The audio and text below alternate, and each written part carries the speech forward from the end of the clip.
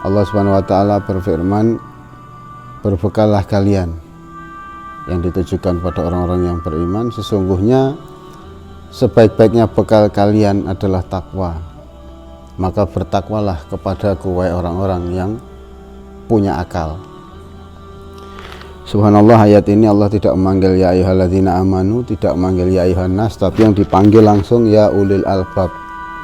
Semua orang yang ngaku punya akal, perintah Allah, bertakwalah padaku, wattaquni. Dan caranya bertakwa adalah memperbanyak bekal perjalanan hidupnya menemui Allah Subhanahu wa taala. Wa tazawwadu, mencari bekal. Maka perjalanan hidup kita di ruang waktu yang tersisa ini adalah mengumpulkan bekal dan melayakkan diri di pandang Allah Subhanahu wa taala, layak mendapatkan syafaatnya nanti di yaumil akhir dan mendapatkan syafaat Rasulnya di yaumil akhir nanti. Pantas kalau kita ngaku hamba Allah dan umat Muhammad SAW. Itulah yang harus kita lakukan hari ini. Alhamdulillah, kita panjatkan bersyukur kepada Allah Subhanahu wa taala. Sejak pagi tadi kita dibangkitkan, dihidupkan untuk menyempurnakan ilmu iman amal kita, dan alhamdulillah kita syukuri juga karena kita sudah paham tujuan hidup kita, sudah tahu arahnya kemana dan harus berbuat apa. Sementara di luar sana banyak orang yang lalai dari maksud dan tujuan diciptakannya, nggak tahu cara ibadahnya, dan mereka nggak menjadikan satu obsesi dalam hidupnya untuk memiliki ilmu urusan ulumuddin ini, ya ilmu agama ini, dan menjadikan satu obsesi terbesar dalam hidupnya untuk mendharma baktikan supaya mendapatkan ridha Allah Subhanahu wa taala. Kalau saya memberikan satu tamsil, ya yang tadi sempat ditanyakan Mas Susilo, saya sampaikan di majelis yang lain, saya kasih contoh dua orang sahabat yang akan berpisah. Sahabat yang pertama mengatakan, wahai sahabatku, aku harus pergi ke tempat yang jauh di luar negeri sana untuk waktu yang cukup lama, maka aku akan titipkan kepadamu anakku ini. Tolong jaga anakku ini, sekolahkan di tempat sekolah yang terbaik, berikan dia makanan yang terbaik agar dia bisa tumbuh dengan sehat dan cerdas nantinya. Berapapun biayanya akan aku sanggupi, aku penuhi, termasuk biaya kebutuhanmu sekeluarga aku cukupi. Masya Allah. Setelah terjadi diskusi, kesepakatan, sahabat yang dititipin juga mau, karena seluruh biaya hidup dia dan keluarga ditanggung, dan biaya anak itu ternyata tanggungan penuh dari orang tuanya. Maka sahabat yang memberikan amanah langsung pergi bersama keluarganya, bersama istrinya sekian tahun di luar negeri, dan setiap bulan dia mendapatkan tagihan. Mana biayanya untuk sekolah anak ini, mana biaya untuk pakan, kesehatan, dan sebagainya. Dan orang tuanya terus mengirimkan, walaupun mungkin beberapa saat datangnya terlambat, tapi pasti yang dikasih lebih dari yang diminta oleh sahabat yang dititipi tadi. Sampai satu saat orang tuanya pulang, datang setelah sekian tahun lamanya, kurang lebih 7-8 tahun, kaget melihat pertumbuhan anaknya. Kok anaknya nggak seperti yang ekspektasi dibayangkan orang tuanya, tumbuh tegap, sehat, kuat, dan cerdas.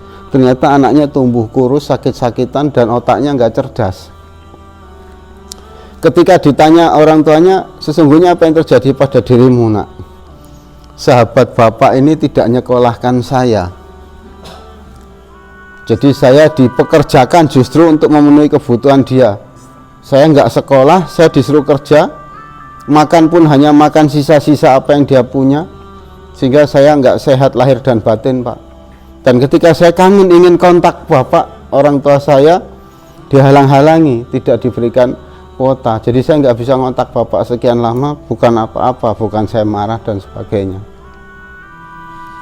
Nah, kalau ilustrasi ini saya sampaikan ke antum semua, antum jadi orang tua anak ini, kira-kira antum mau lakukan apa kepada sahabat yang tadinya dipercaya ini? Kira-kira apa, Mas Wilo? Nah, antum jadi bapaknya anak ini, ternyata anaknya digitukan, enaknya diapain ini, Mas? Ya, kemarin di majelis sana jawabannya macam-macam, intinya akan mencaci maki, bahkan ada yang bilang mau tak rajam itu. Masya Allah. Pertanyaan saya, gelar apa yang pantas diberikan pada sahabat yang dititipi tadi ketika ternyata faktanya seperti ini? Nah, itu tadi dipanggil gelar pengkhianat ya. Kita ada amanah, ada percaya karena kita kenal, kita percayakan, permintaannya berapapun dibayar lebih, ternyata hasilnya seperti itu.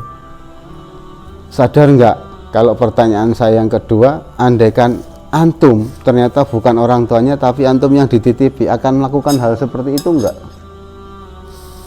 Uangnya diminta, ngomong di sekolahin, ternyata enggak di sekolahin. Kira-kira kalau antum dititipin anak digituin enggak? Yang penting uangnya makan aja, anaknya yang penting bisa hidup aja, kasih makan sisa-sisa. Nah, ternyata filosofi ini saya kembalikan pada teman-teman di majelis yang lain. Waktu itu saya tanyakan, mungkin di sini juga bisa jadi satu ibrah pelajaran. Ternyata banyak sekali di antara kita jangan-jangan juga terlibat bahwa kita sesungguhnya sedang melakukan seperti itu. Kitalah orang yang dititipi amanah tadi. Andai kata baginda Nabi SAW datang di majelis kita ini, kemudian menyatakan, titip ya hatimu, titip ya jiwa ini, dijaga dengan baik. Allah pun sudah menitipkan roh yang bersumpah kepadanya, alastu birabbikum qalu bala syahidna, kepada jasad ini, nih aku jadikan engkau khalifah di muka bumi, tak kasih alat yang bernama jasad. Ternyata selama ini nafsu dan jasad kita yang menghalang-halangi untuk kontak sama Allah dan Nabi. Artinya untuk zikrullah jadi dihalang-halangi oleh nafsu ini ya. Ternyata nafsu kita, raga ini jadi pengkhianat yang tidak mengizinkan ruh yang kangen sama Khaliknya, ruh kita, hati kita, nafsu kita yang rindu sama baginda Nabi SAW, sehingga malas belajar sejarah, malas belajar sunnah-sunnah, malas memperbaiki ibadah. Pokoknya bisaku ini ya seperti inilah caraku. Sekarang nggak sadar kebanyakan manusia hari ini justru mengatur Allah. Ya Allah, aku bisanya ini, aku taunya gini, ya udah gini aja ibadahku, terimalah, nggak usah ribet-ribet. Seakan-akan bahasanya gitu. Dan itu saya sampaikan di beberapa majelis. Ternyata Allah pun kamu atur, Nabi pun kamu atur. Itu sangar nafsumu ya. Hari ini kebanyakan manusia di muka bumi ini kok seperti itu. Yang saya lihat ketika diskusi dengan banyak majelis-majelis ya. Dia sengaja membuat dirinya bodoh terhadap ilmu urusan agama ini, sehingga nggak tahu caranya ibadah yang benar. Dia nggak kenal siapa Allah, siapa Rasulullah, apa perintah larangannya, untuk apa dia diciptakan, apa sih tugas-tugas utamanya, sunnah-sunnahnya nggak kenal. Maka dia tumbuh dalam kondisi dimurkai Allah Subhanahu wa taala, nggak sadar. Dia jalan bukan di siratal mustaqim, di maghdub walad dhalin, selama ini nggak sadar. Hidupnya dalam naungan bendera kemurkaan Allah. Nauzubillah min dzalik ya. Pengkhianat. Nah, kemarin di satu majelis itu ingin dia ngadakan satu perjalanan wisata, sewa bus, sewa minibus, pakai seragam, pesen lagi seragam ya. Ternyata semua ditawar, harga seragam ditawar, harga catering ditawar, harga bis ditawar. Saya tanya, kamu nawar pasti harganya turun ya? Iya. Kalau turun tapi minta pelayanan maksimal ya? Lebih ya? Iya. Kalau ternyata bis yang di perjalanan kurang seperti yang tahun lalu gimana? Ya dikomplain. Kalau bajunya ternyata jahitannya kurang bagus menurut kamu gimana? Ya di reject. Sadar nggak kalau Allah itu membayar kamu lebih atas pesanannya? Rasul akan siap memberikan syafaatnya, menangisi kamu setiap saat. Ternyata kamu ibadahnya semaunya. Kamu sadar nggak seluruh ibadahmu itu di reject sama Allah dan Nabi? Nggak diakui. Kalau Nabi hidup hari ini mungkin nangis, kok kamu nggak sesuai apa yang saya ajarkan, kamu tidak berislam menurut apa yang saya sampaikan. Jangan-jangan nanti Allah ajar menganggap saya belum sampai ya, seperti Rasulullah ketika sakaratul maut dulu kan di menjelang ajalnya menanyakan, apakah sudah aku sampaikan semuanya wahai sahabat, apakah sudah aku sampaikan semuanya? Ditanya berulang-ulang. Jibril pun mengatakan sudah, sahabat mengatakan sudah, maka sempurnalah. Al-Maidah ayat 3 turun ya. A'udzubillahi minasyaitonir rajim. Al-yauma akmaltu lakum dinakum, telah sempurna hari ini. Maka semua sahabat bertakbir gembira karena dipikir sudah menang. Hanya Abu Bakar yang sadar kalau ini sudah selesai, berarti tugas Rasul sudah selesai. Kalau tugas Rasul selesai, berarti ya sudah, Rasul bakal dipanggil. Dan ketika ditanyakan itu, Rasul mengaku iya, tugasku selesai, aku akan dipanggil Allah. Karena baru 1 tahun ini Jibril mengulang datang 2 kali untuk mengulang hafalan Qur'annya. Aku tanya Jibril, ternyata iya. Masya Allah.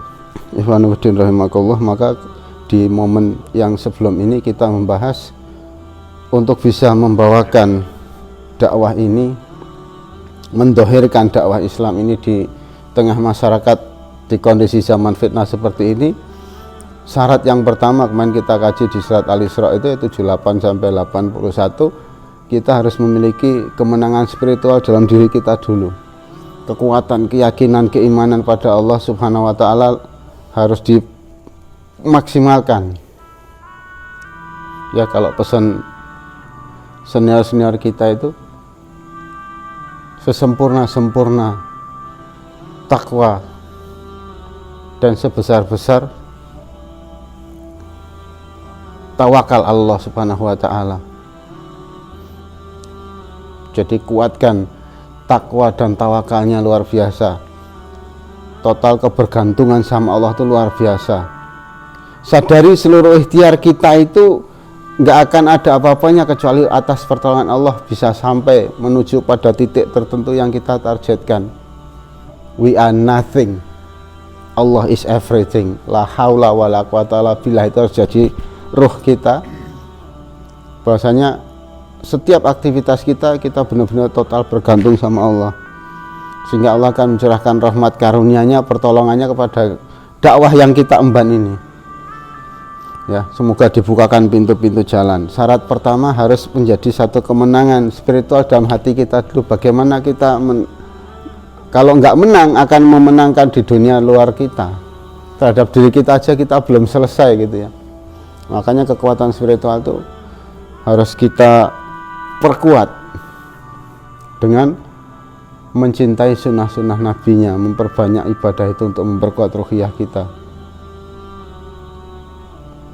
Beribadahlah seperti para sufi, bergeraklah seperti para army, nggak kenal henti, nggak gentar, nggak capek, cuaca apapun nggak akan menghalang-halangi tujuan dakwah kita, karena kita punya visi misi yang jelas dalam hidup ini. Ridho dan jannahnya Allah dan Rasulnya menunggu kita di sana. Maka ruhiyah kita harus diperkuat karena fitnahnya luar biasa ketika kita mengemban dakwah ini ya. Ikhwanu fillah, mari sering kita introspeksi lagi ya. Jangan sampai nanti kita di akhirat sana di-reject amalan kita, sebagaimana pesan Nabi SAW. Ada 3 golongan yang pertama-tama kali dihisab sama Allah Subhanahu wa taala. Ngeri. Siapakah mereka yang pertama kali dihisab? Bukan mereka yang nggak sholat, bukan mereka yang melakukan maksiat macam-macam, tapi 3 golongan ini yang pertama justru para mujahid yang wafat ketemu Allah. Ditanya, dalam kondisi apa kamu ketika diwafatkan? Aku syahid ya Allah, aku jihad di jalanmu, aku membela agamamu. Kata Allah, dusta. Kamu berjuang itu cuma pengen dianggap manusia pemberani. Kamu biar dilihat manusia, punya gelar dan disegani. Dan yang kedua adalah orang yang alim, mengatakan bahwa aku ini mencari ilmu karenamu ya Allah, aku dakwahkan agamamu. Allah katakan kamu dusta. Makanya kita diminta Rasul Subhanahu wa taala, Rasul SAW untuk senantiasa berdoa, ya Allah, janganlah engkau jadikan sebesar-besar obsesi ilmu yang aku cari ini ya, adalah dengan meraih keduniaan. Ya Allah, hiasilah hatiku dengan takwa dan kelembutan akhlak. Karena yang ditakutkan itu ketika sudah punya ilmu, bergeser niatnya. Kemenangan spiritual itu betul-betul harus dijaga supaya Allah pun akan menjaga kita ya. Ikhwanu fillah rahimakumullah, marilah kita jangan jadi pengkhianat seperti tadi ya. perkuat ilmu kita, perkuat iman kita, perkuat amal kita, supaya kapanpun kita dicabut oleh Allah Subhanahu wa Ta'ala rohnya, kita dalam kondisi ibadah, masih dalam kondisi taat kepada Allah Subhanahu wa Ta'ala. Ya. A'udzubillahi minasyaitonir rajim, sebagaimana disampaikan Allah, tatawaffahumul malaikah, yaitu orang-orang yang diwafatkan Allah lewat para malaikatnya, dan mereka dalam kondisi thayyibin, dalam kondisi yang baik. Malaikat-malaikat yang turun diperintah Allah Subhanahu wa Ta'ala mencabut ruh-ruh orang-orang yang soleh ini dalam kondisi yang mengerti yang dicabutnya ini adalah orang soleh. Makanya dicabut ruhnya itu seperti mencabut rambut di dalam tepung, katanya dimudahkan. Makanya kita sering dengar ikhwan-ikhwan kita mungkin wafat dalam kondisi sholat, wafat dalam kondisi yang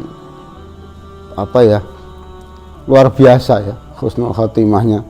Dan alhamdulillah saya diizinkan melihat ikhwan-ikhwan beberapa yang seperti itu yang buat kita cemburu ya. Insyaallah. Dan kita dilarang oleh baginda Nabi SAW untuk ghurur ya, tertipu, ujub dengan amal kita sendiri, karena kita nggak pernah tahu akhir hayat kita dalam kondisi seperti apa kita ini wafatnya. Makanya disuruh rendah hati untuk bertanya ihdinas siratal mustaqim terus setiap hari berkali-kali, untuk introspeksi, masih di atas siratal mustaqim enggak ini, masih di atas siratal mustaqim enggak ini ya.